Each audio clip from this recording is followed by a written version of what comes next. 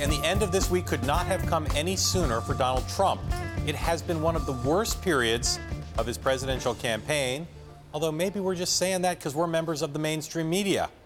So don't take our word for it. Listen to some analysis from a dispassionate observer, Rush Limbaugh. The drive-bys think this is over. I mean, Trump's finished. Trump doesn't have a prayer. I mean, that's the narrative each day. You hear stories now. There's fundraising problems at the RNC, that Republicans down the ballot are urging Reince Priebus to stop spending any money on Trump, that it's a waste of money. And, of course, we had the 50 former national security aides, Republicans, all writing or signing a letter claiming that Trump's outrageously unqualified and unfit. He's so far down in the polls. There's no way he can make any of it back. This seems to be the narrative. Across the fruited plain, that is what we call a Limbaugh classic, putting words in the mouth of the so-called drive-by media to explain what's going on. But you need to take Rush's tone with a finely ground grain of salt. Our suspicion and our experience suggests that Mr. Limbaugh is saying this stuff because he recognizes there is more than a peppercorn of truth in all of it. For example, these are the kinds of news reports you're seeing on TV as this week ends.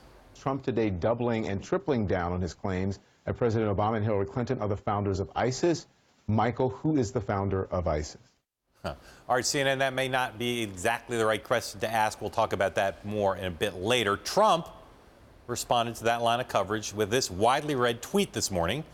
Ratings challenge at CNN reports so seriously that I call President Obama and Clinton the founder of ISIS and MVP. They don't get sarcasm? Donald Trump, the first presidential candidate whose campaign is apparently largely based on sarcasm, which might help explain his new campaign slogan, Trump 2016, could I be any lower in the polls? Yes, the polls are so bad that Trump himself, a man who typically does not lack for confidence, even conceded that in at least one state, he's concerned both bigly and big league. We're having a tremendous problem in Utah.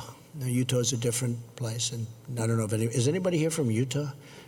I mean, I didn't think so. We're having a problem. All right, quick piece of advice from Mr. Trump. Maybe don't refer to one of these United States as a, quote, different place. And by the way, if you're a Trump supporter and you think Utah's bad for your candidate, you won't want to look at these brand new surveys of some much more electorally important states that come from NBC News, The Wall Street Journal, and Marist. Like in Florida, where Trump is down by 5 points, North Carolina, where he's down by 9, Virginia, where he's down 13, and Colorado down 14 points. When these poll numbers broke, politics Twitter lit up more than a Michael Phelps after party. Simply put, if Trump loses all 4 of these states, his chances are doomed. Now, here's the thing. This is not a secret. If our researchers can figure this out, then so can Trump. And also can leaders in Congress. At least one top congressional Republican is now saying behind closed doors that Trump is almost certainly going to lose. And on the record, the Senate Majority Leader Mitch McConnell of Kentucky said that the chances of the Republican Party keeping control of the Senate are, quote, very dicey. And while we're on the topic of Congress, consider conservative heavyweight Steve King of Iowa, one of the few Republicans you could actually see not hiding at the National Convention in Cleveland. He delivered a speech at the Iowa State Fair yesterday, and unprompted, he gave the impression that he can work with the next president of the United States because he's worked with her before. I sat across the table with Hillary Clinton eye to eye, and when you're working outside of staff and outside of the press, she is somebody I can work with. All right, so Trump loses Susan Collins, all right. Meg Whitman, fine. But Steve King, who made comments last month that were described by Hillary Clinton's campaign as, quote, literally white supremacy. Yes, that's Steve King. All this explains why top Republicans are holding a, quote, come to Jesus meeting today in Florida with the Trump campaign. Oh, to be a Zika-free mosquito on the wall at that meeting. Now, our friend, former Mississippi Governor Haley Barbour, has got a pair of dictums for crisis situations like this, and they are contradictory. One goes like this: in politics, good gets better and bad gets worse. The other one, though, says that nothing is ever as good or bad as it seems. So our lead question today is, which barbarism is true for Trump right now? Which is to say, Donny, is this a full-fledged crisis for the Republican nominee, or is this just an August Trump slump? it's obviously a crisis. The numbers don't lie. I mean, the battleground states are going away, and they're going away dramatically. It's hard to start to imagine a path. I had a thought last night for Trump, and he needs, I was been called in throughout my career to solve a lot of crises as a communication branding guy, and I kind of put that hat on for him to do something constructive. There is something in the little sarcasm plays, not doing it right. Don't go at the media, but say, you know what, I give a checker speech and say, you know what, I got to tell you guys the way I communicate, and it helped me build my business this way. I say outrageous things to open up the discussion. Of course, Hillary Clinton and Barack Obama are not the founders of ISIS, but they enabled it, and I got that discussion going. Of course, I don't want anybody taking out a gun at Hillary Clinton, but we need to focus on the Second Amendment. And guess what?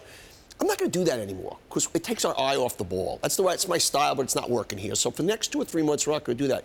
And while I'm at it, I want to apologize to the cons because I think that is the one thing that really stays in people's gut. With people. Because it showed his core, and say, I haven't been sleeping at night, and I was wrong, and there's nothing like that. Take it all off the table because otherwise those bullets continue to fly. I really believe he can reboot it. It's got to be done in the right way. It cannot be done attacking the media. Yep. It's explaining why he's done things, and of course I don't believe the stakes are so high for a lot of voters, and what I'm hearing from Republicans now is he's not giving people a sense that he understands that it's important to stop Hillary Clinton from being president from their point of view, and that he gets that he needs to fight back. There's too much business as usual for a lot of Republicans who say if this is what he's going to keep doing, making mistakes, being sarcastic, fighting with the media, not focused day to day in the news cycle on what they think can win this election, he is going to lose. And the numbers are hurting not just Trump, but they are now terrified that Trump is going to infect any candidate who could be hurt by Trump, will be hurt by Trump if he doesn't turn things around. And as you suggested, he needs to do something dramatic to turn it around. He cannot wait till the debate. And he can no longer just say, okay, I'm not doing it. Guys, I promised to his people, I'm not doing this anymore. I'm going. He needs to take a step backwards. Of course, those droppings are on the floor. They're not going away. And they're going to come up during the debate, and they're going to come up in every interview he gives. So you can't just leave them on the table and move on and not do it again. Okay, I'll behave. You got to take them off the table. If it's the right tone, and it's a tone we haven't seen, because... But it's a tone he has inside of him. He does. And the media wants a race, so they'll go, whoa, here we go. Speaking of the media. They might end up on his side.